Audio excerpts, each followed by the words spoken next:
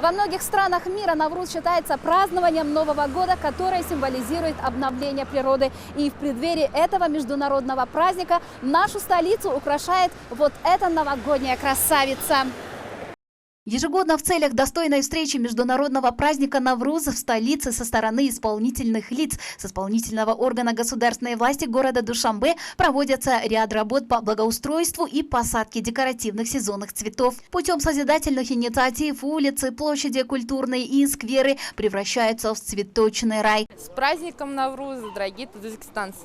В данном контексте завершены работы по украшению столичной площади Дусти в честь международного праздника Навруз. Рядом с памятником шаху Исмаилу Самани установлен символ весны и Навруза – чаша с суманаком. Высота чаши составляет 30 метров и 16 метров в диаметре. Также на площади рядом с этим символом разослан дастархан длиной 10 метров и шириной 6 метров. Он оформлен в соответствии с главными и древними традициями Навруза – 7 синов и 7 шинов. Площадь также украшает пышные деревья, яркие цветы и другие символы Навруза. Я гость из Китая. Приехал в солнечный Таджикистан, чтобы увидеть красоту страны и принять участие в торжественных мероприятиях.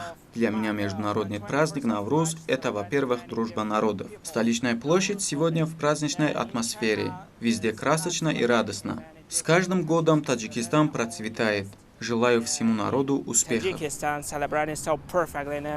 Нужно отметить, что для достойной встречи празднования Навруза только в столичном районе Шохмансур высажено более 88 тысяч сезонных цветов, 340 тысяч луковиц тюльпанов, 70 тысяч декоративных деревьев, 150 тенистых и около 300 единиц редких видов деревьев. ООН и ЮНЕСКО избрали Сумана как символ Навруза на планете с надписью «Международный праздник Навруз» и распространили в социальных сетях. Ведь действительно международный праздник Навруз – это объединение народов с общим наследием. Тахмина Назрихуджаева, новости, Джахонамо.